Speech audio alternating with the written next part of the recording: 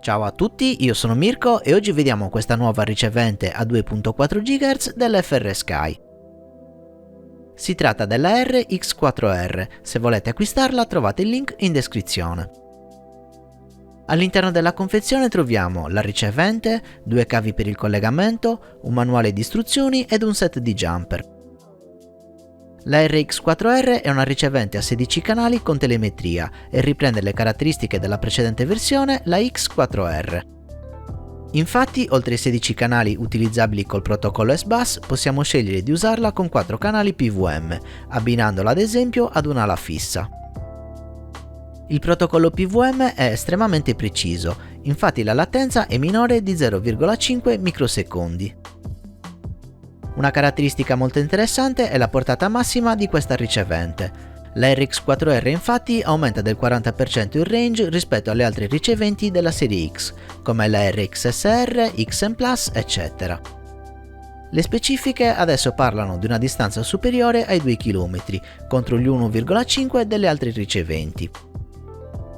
Il bind avviene tramite modo di 16, possiamo quindi abbinarla a una Taranis, a una Horus, a delle radio multiprotocollo o alla Nirvana se avete il modulo esterno XGT. Diamo un'occhiata al layout della RX4R, tralasciamo i pin per il connettore servo perché per un mini quad FPV non ci interessano. Partendo da sinistra abbiamo la terra e il positivo. La ricevente può essere alimentata con una tensione compresa tra i 3,5 e i 10 volt. Io comunque suggerisco di alimentarla tramite back a 5 volt, in questo modo il consumo sarà di 100 mA. Questo è il pin Smart Port che ci serve per la telemetria, poi abbiamo AIN2 che è il lettore di tensione integrato. Grazie a questo pin possiamo conoscere il livello di carica della batteria direttamente sul radiocomando. Questo ci torna utile se non abbiamo un USB e non possiamo usare il cavo Smart Port. Il pin S-Bus Out è quello che dobbiamo usare per collegare la ricevente al flight controller, mentre l'S-Bus In va usato solamente nel caso volessimo utilizzare una seconda ricevente in ridondanza. Per FPV comunque basta una sola ricevente, quindi utilizziamo il pin S-Bus Out. Nella parte inferiore della scheda abbiamo un pin Smart Port con inversione. Questo risulta utile se abbiamo un flight controller F4 senza un pad dedicato alla telemetria FR Sky.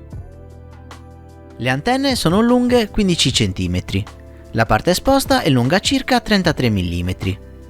Il connettore è di tipo IPEX4. Rispetto ad altri riceventi FR Sky i cavi sono più grossi, quindi risultano più resistenti e di buona qualità. L'RX4R è pienamente compatibile con il segnale RSSI. Per attivarlo sulla Taranis potete seguire il mio tutorial cliccando la scheda in alto a destra o il link in descrizione. Tuttavia, se teniamo premuto il tasto bind per circa 5 secondi, il segnale RSSI viene fatto passare in automatico nel canale 16. In questo modo non ci sarà bisogno di fare nessuna configurazione sul nostro radiocomando. In conclusione, posso dire che la RX4R rappresenta la scelta migliore tra le riceventi FR Sky sulla frequenza dei 2.4 GHz. Ho già avuto modo di testarla, il segnale è rimasto sempre stabile e l'RSSI alto. I punti di forza sono sicuramente le misure contenute, la qualità delle antenne ed il range migliorato del 40%. Avrei preferito invece che i pin per i cavi servo non fossero già saldati sulla scheda, dando la possibilità di scelta agli utenti se saldarli o meno, così da avere delle dimensioni ancora più compatte. Comunque i pin si possono rimuovere facilmente, se li volete togliere trovate il mio tutorial su come fare in descrizione. Questa era la mia recensione della ricevente FR Sky RX4R. Grazie per aver visto il video, non dimenticate di iscrivervi al canale e di mettere mi piace. Se volete potete supportarmi anche su Patreon cliccando il link a fine video.